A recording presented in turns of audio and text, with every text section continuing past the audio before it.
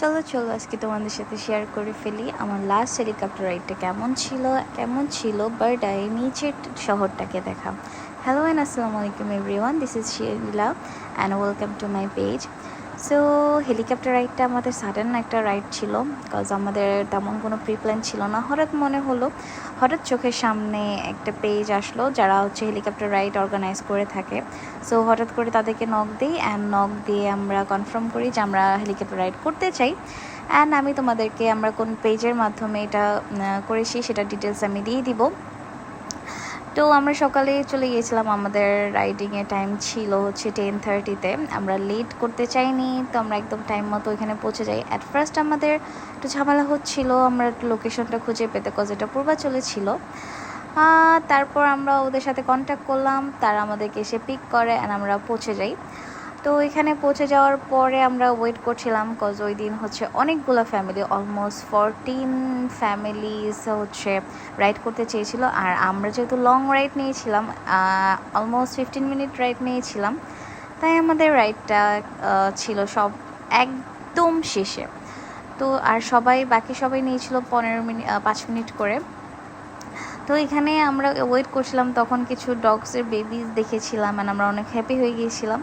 তারপর আমার ছেলে, মানে আমার নেফিউ, সে শুধু ওয়েট করতেছিল আর আক্স করতেছিল মামনি কখন হবে। আর যেহেতু তোমরা ওকে একটু খালি গিয়ে দেখেছো, ইয়াস, ওই দিন অনেক গরম ছিল আর ওর গরম একদমই সহ্য হয় না, তার জন্য আমি ওর শার্টটা খুলে দিয়েছিলাম। আর তখন আমরা একটা টঙের দোকানে ওয়েট করছিলাম, সেখানে বসে আমরা ওই দোকানের লোকাল কিছু কেক খেয়েছিলাম। আমার নেফিউ কিছুক্ষণ পর আক্স করতেছিল আমরা কখন যাব আমি ওকে সান্ত্বনা দিয়েছিলাম, বাবা অবশ্যই আমরা যাব। সো ফাইনালি আমরা ওয়েট করছিলাম যে আমাদের টার্ন কখন আসবে। তো ফাইনালি আমাদের টার্ন চলে আসলো অ্যান্ড আমরা হচ্ছে চলে যাই। আর এখানে একটা মিসম্যানেজমেন্ট ছিল যে আমাদের হেলিকপ্টার রাইডে স্টার্ট হওয়ার টাইম কথা ছিল হচ্ছে 10:30-তে, বাট ওরা হচ্ছে মিসম্যানেজমেন্টের কারণে অনেক বেশি লেট হয়ে যায়, আমাদের অলমোস্ট বিকেল হয়ে যায় অ্যান্ড আমরা সবাই অনেক বেশি হাংরি হয়ে যাই। আর আমার এই ছেলেটা তো সে আরও বেশি হাংরি হয়ে গিয়েছিলো। এখানে আরেকটা ফ্যামিলি রাইড করছিল আর আমরা ওয়েট করছিলাম যে আমাদের রাইড কখন আসবে। আমি, আমার বোন আর আমার ছেলে আবার যে সেই টঙের দোকানে বসে, অ্যান্ড বাবা উইয়ার্ড ফেস বানাচ্ছিল আমাকে ভয় দেখানোর জন্য। আমি ওর ছোটোবেলার মেমোরিজগুলো ক্যাপচার করার জন্য এই ভিডিও ক্লিপসগুলো নিয়ে নেই। তোমরা দেখো সে কত উইয়ার্ড ফেস বানাচ্ছিল। অ্যান্ড আমরা ওই দিন অ্যাকচুয়ালি অনেক বেশি এনজয় করি। সো ফাইনালি আমরা চলে গেলাম হেলিকপ্টার রাইড করতে। আমরা ফাইনালি হেলিকপ্টারে উঠে পড়লাম, আমি, আমার কাজিন, আমার ছেলে, আমার ফ্রেন্ড। এই যে দেখো নিজের শহরটাকে একদম উপর থেকে দেখছি, বাইরেটাই দেখছি যেটাকে বলা হয়। অ্যাকচুয়ালি আমরা যখন রাস্তায় চলি তখন হয়তো আমাদের নিজের শহরটাকে এত সুন্দর করে আমরা দেখতে পাই না।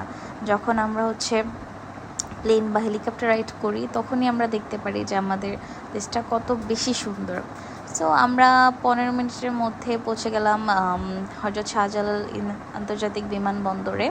সেখানে আমাদের জন্য তাদের অর্গানাইজেশন যারা ছিল, অর্গানাইজার, তারা ওয়েট করছিল।